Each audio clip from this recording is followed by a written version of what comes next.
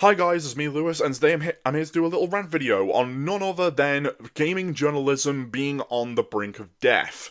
Now, of course, as we all know, gaming journalism has been spiraling out of control as of late, and it's gotten to that breaking point where the large corporations that practically own them and practically made them their little bitches are now on their brink of their own demise, thanks to none other than just ruining gaming in general and just acting like complete fucking assholes online, simply because they don't like their shit being called out. However, let's rewind the clock back a little bit, because we need to look back on what actually happened with journalism when it evolved and started to devolve into what it is today. Years ago, and I mean years ago, people like me used to collect, Nintendo Power magazines, PlayStation magazines, Xbox magazines, and so on and so forth, where we would obviously read reviews whether or not these games are legit. For example, you have obviously the infamous Super Mario 64, and of course that received very very positive reception during that time period, and of course that was one of the main reasons why that game got such high praise, despite the fact it's owned by a multi-million-dollar conglomerate that is praised by many. However, when time passed during the 2010s, a certain individual known as Zoe Quinn went out of her way to basically not only create a game that she didn't even want to make in the first place, but also bribed multiple journalists to sleep with her in order to get high scores. And when this shit got exposed, lo and behold, Gamergate came into fruition. And this of course left people like me highly skeptical on why journalists can no longer be trusted.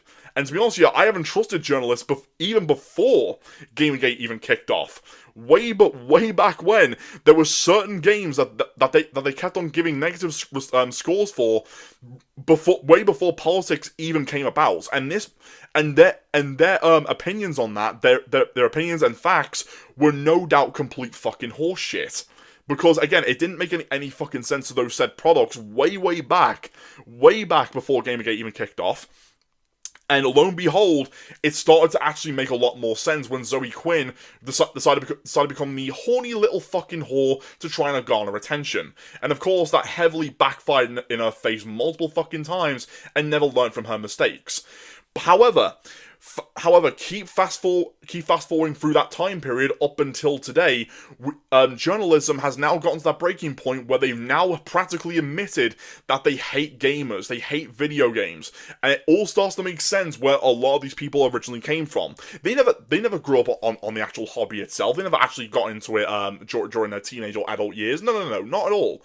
All they cared about was practically grifting off the fact that they can try and throw in politics into practically into any particular source material, and gaming was one of them. And this, of course, sparked a massive war between journalists and gamers alike. Of course, developers, depending on who they are, were either siding with the journalists or were accidentally caught in the goddamn crossfire. And many developers, including that recent one who started bitching and moaning about the fact that people didn't like Dragon Age the Veilguard for obvious reasons, was practically throwing a massive temper tantrum saying, "You're so fucking mean. You're mean about the shitty game I worked on, even though I knew for a fact it was going to be hot fucking garbage, but I can't fucking say it because I'm too busy sucking tranny cock." Those types of developers are no doubt, in my mind, have got some very, very questionable shit to hide, as well as the journalists as well. And speaking of questionable shit, let me do a side-by-side comparison of what is actually going on with these journalists. Of course, they got into politics for a variety of different reasons. We all know that, but of course not in a good way. However, the main factor of why they decided to shove politics into video games in the first place is simply because of the fact that, yes, they are power hungry. That much is definitely obvious. They want to try and make sure that everyone aligns with their agenda. Otherwise, if one person disagrees, they get fucking bullied. One example I can give is of course none other than Black Myth Wukong, a game that was being praised by gamers but panned by critics. And the reason why these critics were no doubt giving this game low scores was because of these fake allegations that was being thrown around during the development studio, which I believe they're called Game Science. I think that's what they're called. And of course, the journalist in question who wrote these slanderous articles against Black Myth Wukong and the developers behind the game itself refused to even apologize or take down the articles themselves, making it blatantly obvious that, again, the game doesn't align with any source of politics. It practically aligns with, well, Chinese mythology. You're playing as a monkey with a bow staff, basically whacking the shit out of people. That's the whole premise of the game, and that shit is fun as hell. And again, it's no wonder Black Myth Wukong is being praised by many, but when it comes to games like, let's say, Concord and Dragon Age the Veilguard, and of course the recent one, Avowed, getting high praise by a company like IGN, for example, it makes people like me raise eyebrows thinking, it sounds like to me that these reviews are rigged as shit, and it's no surprise that it is, because these journalists are practically in the same fucking circle jerk as these shitty developers who can't even develop a game for shit, because again, they fake their qualifications into getting into the job positions that they're in today. And of course, another comparison I want to make is of course the journalists and practically developers' dark little secrets. Now, what do I mean by this? Of course, as we all know, anyone who gets themselves into politics has got some very, very, very dark secrets to hide. I mean, some very dark secrets to hide. And of course, when we look at it through this aspect, let's compare journalists and developers to two particular controversial political streamers known as Vosh and Destiny. And now some of you are thinking, okay, what the hell has those two got to do with gaming in general? Not the gaming space, but the political space in of itself, since we're all part of that fucking circle jerk. However, Vosh and Destiny are linked in that because, again, they were using politics to basically try and hide the fact that they have such a guilty conscience on what they've done in the past or what they were currently doing in present day. For example, Vosh believed that his shit didn't stink and would go out of his way to call anyone a Nazi, a homophobe, a misogynist, so on and so forth. But it wasn't until last year he got exposed by having shitloads of cartoon CP and horse porn on his fucking hard drive, and he basically sent his audience to defend him tooth and fucking nail, whilst people like me were either mocking him for being a complete fucking degenerate sex pest, or the fact that, well, he was going out his way to try and pull excuses, saying those images of children were actually short-stacked goblins. Get the fuck out of here, mate. And again, same goes with Destiny. Another individual who recently had his career destroyed because the guy was a complete fucking sex pest. He was recording women, porn stars included, without their fucking consent. And therefore, he is now facing multiple fucking lawsuits to the point where he's on the verge of bankruptcy and practically could be losing his home in the process.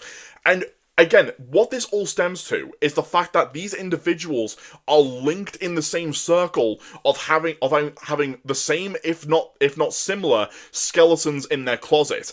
And again, yes, some of you are probably thinking, are you implying that gaming journalists and developers who are basically activists in this industry are also sex pests and porn addicts themselves?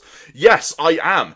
And the reason why I'm bringing that up is because, again, they've got such a huge guilty conscience over it. They know what they've done in the past that is completely fucking wrong. And to make matters worse, they are so hyper emotional to the point where it's making people like me raise eyebrows thinking, what the fuck are you hiding, mate? Have you got something on your hard drive that you shouldn't be fucking having?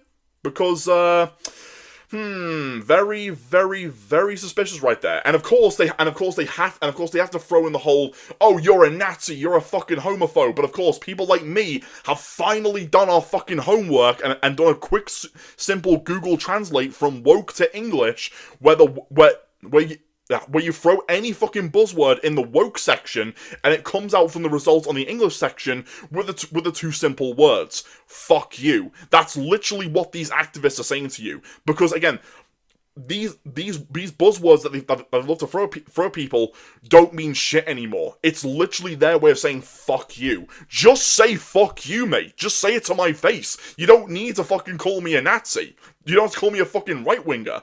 I'm just a guy who wanted to play fucking games and be left alone, but unfortunately, you stuck your fucking toes in politics and try to plague it into a hobby that millions, in fact billions of people fucking love. All I want to do was fucking come home from work and just sit down and just play a nice fucking simple game. Can't fucking do that within the Western space because everyone who works in these companies are so obsessed with sexuality, sex, and just being overall a complete fucking depraved prick. Like, yeah, it's one thing to have a beautiful, sexy woman in a fucking video game. That's one thing, and to be honest with you, I miss that. Again, my wife misses that. She wants to see beautiful women with fat fucking knockers. And again, the only companies that are doing that are from the Eastern region, from China, South Korea, Japan to some extent. And lo and behold, they seem to understand the fucking assignments. But the Western side of things, when it from Europe to America and to some extent Brazil as well, they can't seem to fucking do that. They can't seem to understand that. And I'll tell you why. I'll tell you why they can't seem to understand that, because again, it ties in with both fucking genders that absolutely despise the female figure nowadays. Female designers do it, but female designers make the female characters look ugly or just masculine as hell, because again, it's either linked towards their sexuality or they're absolutely fucking jealous of the feminine figure. Male designers, when they do shit like that, they go out of their way to practically give out hints that, yeah, they have done something in the past. They probably hurt a fucking woman a few years back, and probably thought, okay, maybe if I make this woman, maybe if I make Mary Jane or Laura Croft so fucking ugly, hopefully my problems will go away. But unfortunately, it makes shit worse. And I know some of you are probably thinking, oh, Lewis, you're blowing shit out of proportion. You're throwing fucking accusations, motherfucker. Have you fucking seen the amount of fucking allegations I've been thrown with Ubisoft and Activision Blizzard? Way before that shit blew up, they were going out of their way to get themselves into fucking politics in the first place. Lo and behold, allegations started coming out years later. Like, don't you fucking see that? They use politics as a barricade to cover up whatever fucked up shit they've done. They don't actually give a shit about the actual policies that are put in place, other than the fact that they want to try and normalize depravity and try to get themselves to and try to use that shit towards fucking children.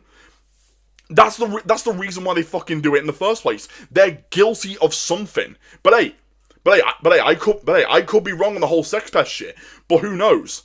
They could one individual or more might have been verbally abusive to their significant other and or children. They could have been, I don't know, possibly a guy who absolutely despises dogs and wants to fucking kill them for a living, right? Think about that. These activists who are in these industries, again, yeah, they don't give a shit. They don't give a shit about what they're actually doing, about what they actually do to try and benefit gaming in general.